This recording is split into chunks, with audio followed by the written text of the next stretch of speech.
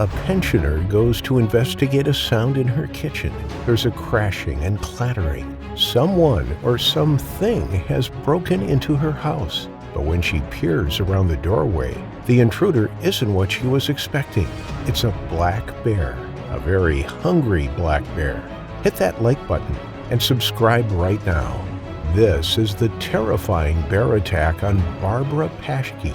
Welcome to Final Affliction. Barbara Pasche loved bears. In fact, she loved them so much that she broke the law so that she could see them up close. By leaving out sunflower seeds and millet in her backyard, she enticed them to her back door. She admired the impressive animals, watching safely from behind her windows. Not only was she feeding the bears for her own satisfaction, but she also felt like she was ensuring they had food in times of hardship. However, it is illegal to feed bears, and for very good reason. Bears can become habituated to humans. They learn to associate people with food and a free meal. And if that food is ever withdrawn, then they can become aggressive, destructive, and deadly. By feeding her beloved wild bears, Barbara was not only putting her neighbors in danger, but she was also putting herself in danger. On top of that, she inadvertently put the bears in harm's way. If they ever turned aggressive or were seen getting too close to people's properties, then they would be removed or worse, killed by the authorities. But Barbara didn't think of those consequences, and even when she was cited for her behavior in 2012, she continued to feed black bears in her neighborhood. But now something was about to go horribly wrong. Barbara was an 85-year-old woman who lived beside Ashley Lake near Kalispell, in the northwestern corner of Montana. It was a beautiful location. Her rural home was on the outskirts of Flathead National Forest, which lies adjacent to Glacier National Park, an area known for its bears. There may have been a reason for Barbara's careless behavior, something that changed her perspective on things. In 2009, she was diagnosed with Alzheimer's disease, and her family believed that this altered her perspective on how to preserve wildlife wisely and safely. On September 27, 2015, a time when bears were filling up their fat reserves ready for the long winter months ahead, a bear walked into Barbara's yard. It was expecting the usual food that she scattered about her lawn, but this time, Barbara hadn't put any out that day, so instead the bear went searching for some.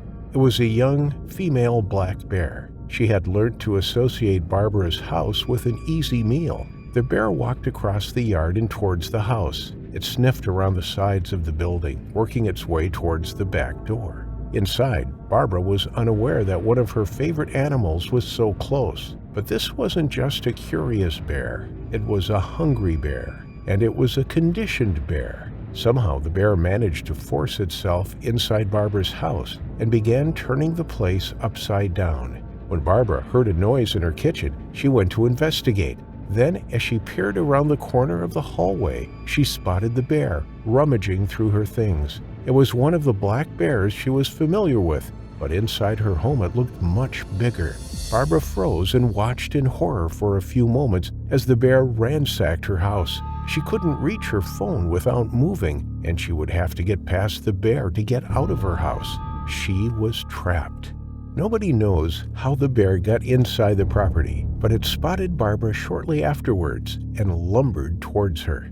With nowhere to go and nowhere to hide, the elderly lady braced herself for what was to come. The bear suddenly leapt up at Barbara, its jaws clacking, its powerful paws pushing her to the floor.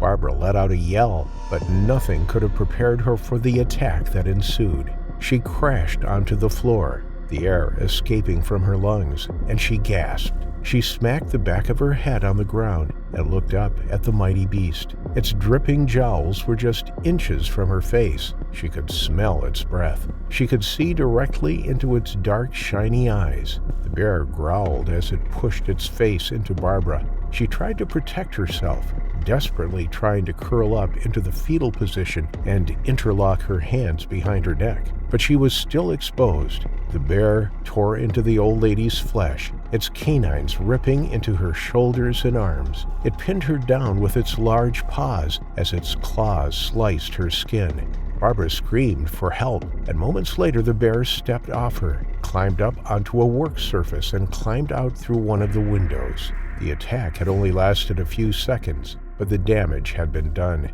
As the adrenaline wore off, Barbara could now feel the intense, searing pain from the attack. She lay bleeding on the floor of her home, unable to move and unable to reach the phone. She was in a state of shock and in desperate need of help, but no one came. As the minutes ticked by, Barbara was losing consciousness. The wounds had cut deep into her muscle, torn tendons, and were festering with bacteria. She was fading fast, but Barbara was a fighter, and she managed to pull herself towards her home phone and call for help. Emergency services arrived within minutes. The sheriff's department, along with the wildlife response team, rushed to the rural scene. When officers broke into the property, they found the home completely ransacked and Barbara lying on the floor. They rushed to her side. Miraculously, she was still breathing. She was still alive, but only just. Barbara was ambulanced off to Kalispell Regional Medical Center in a critical condition. Nobody knew if she would make it. Over the next couple of days, doctors fought to save Barbara, and she was a tough lady. It looked like she was going to pull through, giving everyone the hope they needed. But then, tragically, on the morning of October 1st, she passed away from her injuries. Her death was a shock for the neighborhood. She was popular amongst the locals, and her loss was felt far and wide. Following the devastating attack, the whole community was put on high alert. There was a killer on the loose, and it wasn't afraid to break into people's homes to get what it wanted. Traps were set up to catch the bear responsible. Officers walked from door to warn people about the bear or bears in the area. But their efforts to capture the nuisance bear were thwarted when they discovered that somebody else in the neighborhood was also feeding the bears. And not only that, they continued to feed the bears even after hearing the news about Barbara and knowing an investigation was in full swing. With wildlife officers posted to the neighborhood night and day, they managed to catch 2 black bears. They weren't very old, only yearlings, but in their young lives they had become dependent on humans for food. The 2 bears confidently strolled into the neighborhood searching for food. The seed that various people had put out in their gardens had kept them coming back for more, but given the recent events, they were now seen as a threat to the community. With heavy hearts, the wildlife officers euthanized both of them. When the yearlings were taken away and examined, they had a significant amount of millet and sunflower seeds in their digestive tracts. The people who had deliberately fed the bears had now contributed to their deaths. The officers had no choice. The bears had learned that they could get an easy meal from the neighborhood and weren't going to stop coming back. It would be irresponsible to release potentially dangerous bears somewhere else when the bears are habituated to people. Scientific evidence suggests that bears pass on their nuisance behavior to their cubs too. So when these 2 black bears matured, they could bring their cubs back to the same neighborhood with potentially disastrous consequences. But the DNA from both the yearlings were not exact matches to the bear that was responsible for Barbara's death. Results did, however, show that the bear that attacked Barbara was a sister of one of the euthanized bears. After 3 weeks of setting up traps and scouting the area, the search for the bear was called off. There are thought to be around 15,000 black bears throughout Montana and 800 grizzlies. Brown bears are responsible for the most attacks across North America, but they are considered rare, and fatalities from them are rarer still.